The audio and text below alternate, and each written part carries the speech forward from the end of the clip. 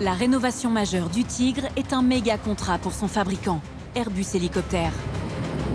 Plus de 4 milliards d'euros pour en faire l'un des meilleurs hélicoptères de combat jamais construits. 85 appareils sont concernés pour la France et l'Espagne, qui en a fait l'acquisition. Mais le Tigre n'est pas le seul appareil à connaître une telle modernisation. Un autre aéronef emblématique de l'armée de terre est aussi en cours de transformation.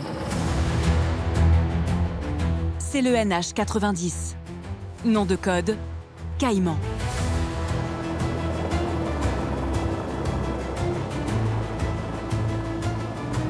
Ici, à Marignane, dans les usines du premier constructeur européen d'hélicoptères, de hauts responsables de l'armée de terre viennent ainsi assister à la livraison d'un ultime Caïman, avant sa nouvelle version. C'est le tout dernier livré, donc il sort des usines d'Airbus Hélicoptères. C'est le 65e de la série, donc on en a déjà en service 64 autres qui rendent des services au quotidien à l'armée de terre. Et donc bientôt, comme ça a été dit, il va partir et être utilisé par l'armée de terre.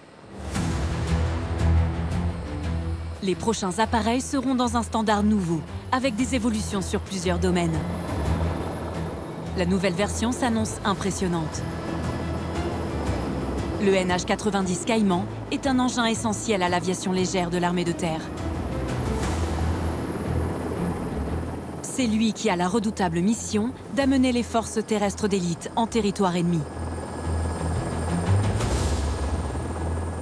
On va dire plutôt 20 commandos dans une configuration assez légère et 14 commandos vraiment en équipement de combat, donc des personnes qui peuvent aller jusqu'à 150-160 kg en incluant tout leur équipement. Le Caïman est une machine super puissante, capable de voler à 300 km/h et de monter à 3500 mètres d'altitude. C'est aussi un mastodonte, avec des dimensions impressionnantes.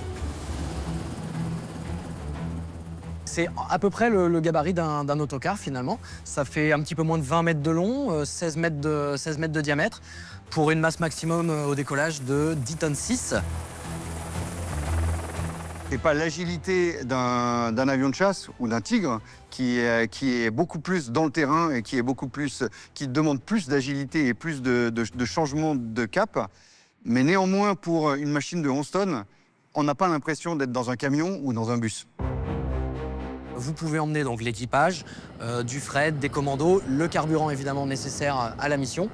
Donc vous avez en gros 3 tonnes et demie, 3,6 tonnes de delta pour remplir la mission.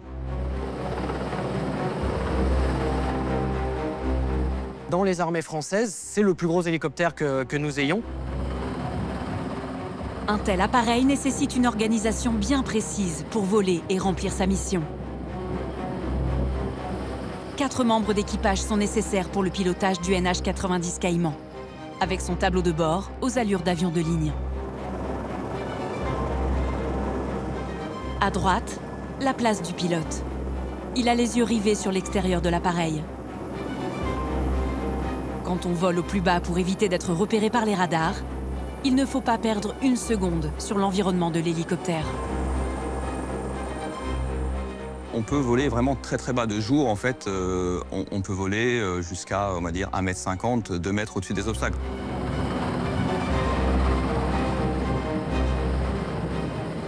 On a une très grande vitesse au plus près des obstacles.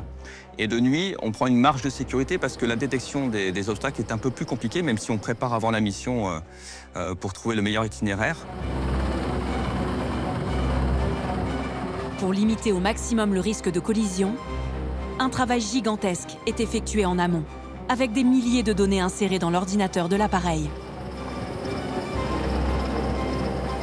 On va préparer l'itinéraire, observer déjà sur les banques de données qu'on a, les obstacles qu'il pourrait y avoir, le terrain, comment il évolue, et choisir notre trajectoire. Et après, il y a une part sur le moment où on va rechercher les obstacles qui pourraient ne pas faire partie de la base de données ou les mouvements de terrain qui sont pas très précis. Pour être en mesure de réagir instantanément, les pilotes et membres d'équipage s'entraînent par tout temps et souvent par faible visibilité. Les conditions météo ne doivent pas altérer la mise en place tactique et même par forte pluie ou par brouillard, le pilote doit pouvoir honorer sa mission. Cette phase de vol stressante est donc travaillée au quotidien.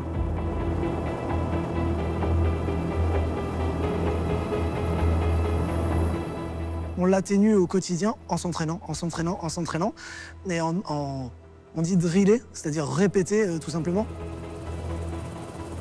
Il y a aussi un aspect très stimulant de savoir jusqu'à quel point on est capable de tout préparer et de limiter on va dire les aléas au strict minimum.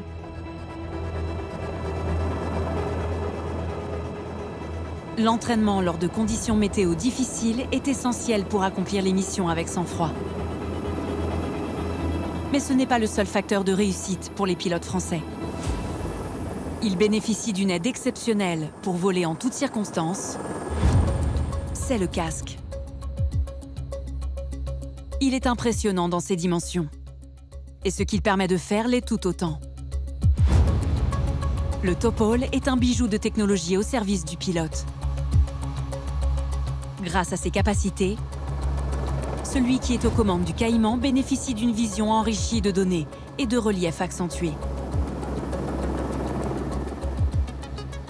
Sa caractéristique principale, c'est de voir la nuit, avec des tubes intensificateurs de lumière qui sont répartis de part et d'autre et qui vont projeter une image sur la visière et plus précisément sur ces lobes verts que l'on voit ici et qui va permettre de voir la nuit comme avec des jumelles de vision nocturne qu'ont déjà les pilotes d'hélicoptères sur d'autres appareils.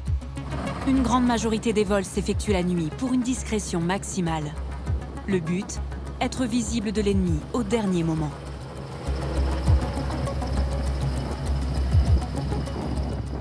L'ennemi en pleine campagne va probablement nous entendre arriver, mais si le vol est bien réalisé, sera incapable de dire d'où nous arrivons. Mais si les parcours sont préparés à l'avance, il n'est pas impossible que la mission change en cours de route et qu'un nouvel itinéraire s'impose. La vision nocturne accentuée permet de prendre des initiatives et de limiter au maximum les risques de collision.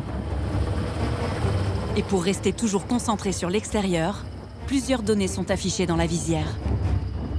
On va retrouver la vitesse de l'hélicoptère, l'altitude, l'horizon artificiel qui se superpose au paysage en temps réel. On va avoir la puissance des moteurs, l'inclinaison de la machine pendant les virages. Toutes ces informations sont retranscrites avec un affichage tête haute comme en voiture. À la différence essentielle que les données bougent en même temps que le casque et les mouvements de tête du pilote. Ça permet de rester concentré sur la sécurité aérienne à l'extérieur de la machine, notamment dans les phases de pilotage un petit peu délicates comme le vol tactique près du sol ou le pilotage, les atterrissages de nuit. Ce sont des phases qui demandent à ne pas regarder à l'intérieur, être vraiment concentré à l'extérieur et cette technologie le permet.